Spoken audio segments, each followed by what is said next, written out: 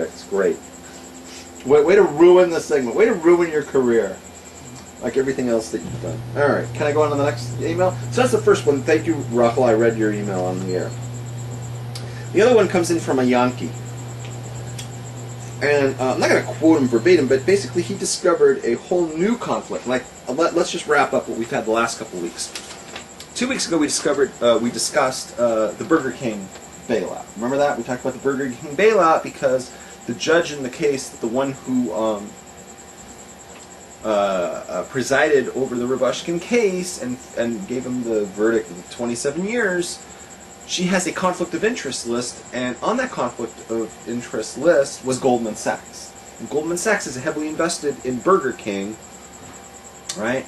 And Burger King had issues with taking advantage of its employees, and so to deflect the, you could say that to deflect the attention away from Burger King's problems, let's go find somebody else. Let's throw the Jew down the well, right? We were saying that the last couple of weeks, right?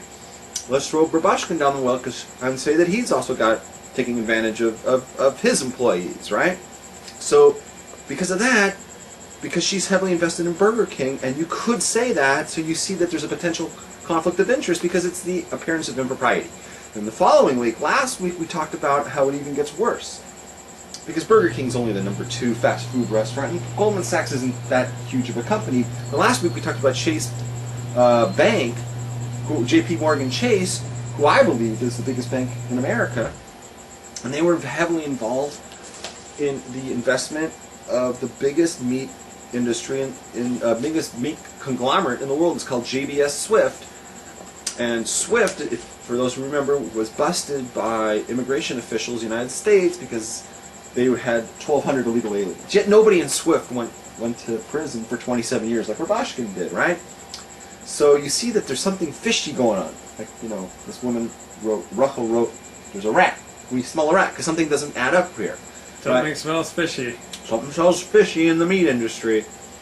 And, okay, so that's the story with that. So we had the conflict of interest because J.P. Morgan is on the judge's conflict of interest list, just like Goldman Sachs. J.P. Morgan and Goldman Sachs are heavily invested, and you could make the case that there is reason to believe that there would be favoritism.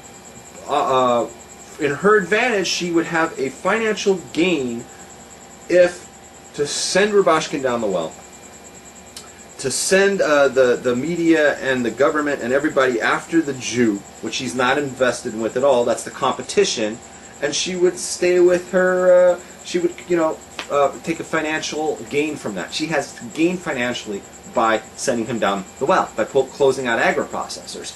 Even if it wasn't her intention, there is at least the appearance of impropriety. Remember that? You know what I was thinking? I wanted to add to this real quickly, right? Is that in baseball, you're not allowed to bet. If you're like, remember Pete Rose got kicked out of baseball? Yeah. And you're not allowed to bet on teams if you're like involved in baseball. Yeah.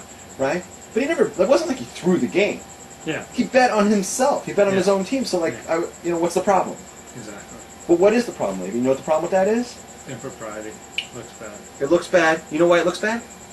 Because you're the manager. Yeah, you could throw a pitcher in. Bingo! You manipulate the pitching order. So the nights that you're taking your team, some nights you don't have a bet going. But the nights you're taking your team are the nights that you put in your pitcher. That means on other nights you might be more tempted to lose. See, it's the appearance of impropriety. It doesn't look right, and it's bad for baseball, right? It's bad for baseball. And that's why Pete Rose is never going to get in the Hall of Fame. I don't know what. But the point is, it's the appearance of impropriety. It's when your competition, you don't want if you play for the Lakers, right? You don't want the judge in the case to be a Celtics fan, right? You're going up because he's going to put you in jail just so the competition. That doesn't make any sense. So that just because we're not talking about somebody who's owned by them. Like a Celtic was going up. That would be a case of conflict of interest. But even if a Laker was going up in front of a Celtic judge, it's a conflict of interest because it's the competition. Okay, so that's easily explainable. So Yankee wrote in, And he said he discovered a whole new conflict, a third conflict in addition to those two. And he's still working on it, and will hopefully be able to share it next week with maybe. So we have something to look forward to next week, is that Yankee's got a whole new conflict. But before then, you should all, I say you should all prepare for it by watching 2 videos. So, and you can do so by going to your YouTube search and type in the phrase Rubashkin lawyer speaks at a Gouda dinner. Have you watched these videos? It's a 2-part video series. As is you watching other videos. Yeah, I know all about your videos. Rubashkin lawyer speaks at a Gouda dinner. Okay, and everybody should watch that. I'm going to post the links to the videos tomorrow on the Torah Talks fan page on Facebook, and all of you should, of course, join that. If you're not part of it, then you're just completely missing out. So if you're on Facebook, find us at Torah Talks fan page, the Torah Talks fan page with Rabbi Rebs and Luke Ford. If you're not part of Facebook, you should join it just for that. That's our home. And I would also say that you should please, everybody watching this should please mention this request that I made to anyone you know who might be interested in the Rubashkin case. Tell them where they can find us on YouTube. Tell us where they can tune in next week, because we are the home, lady. We are Rubashkin Central. This is where people are coming to with their information and their hot tips. Okay? So you're talking about bailouts. Yes? Different times in my life have I been bailed out by Oriental women.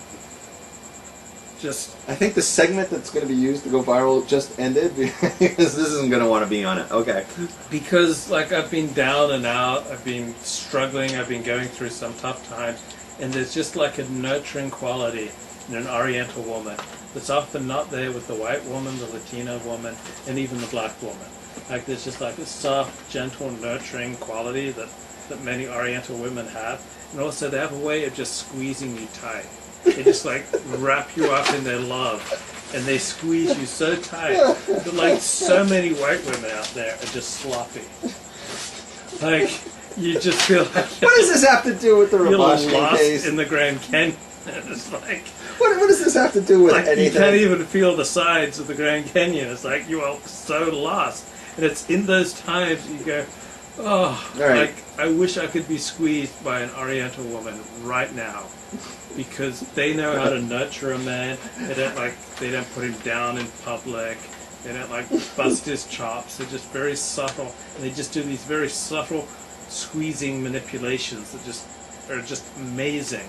So I just wanted to say that for the Oriental woman who has bailed me out of so many difficulties in my life, like when my brow has been furrowed, when I'm struggling with my health or my finances, and like an angel, some like tiny little Oriental woman. They've all been like 4'10", 5 feet tall, maybe even 5'2" at the tallest. They're just little, so they can't really fight back, and they're just.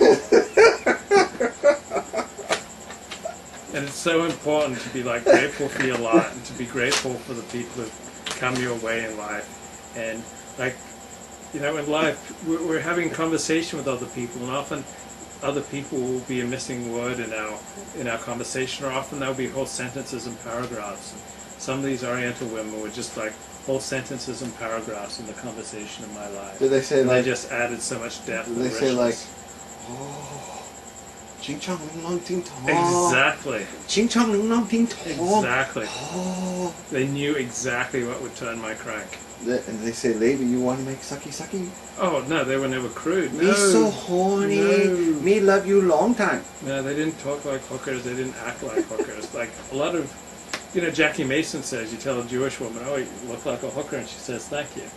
But not with Oriental women.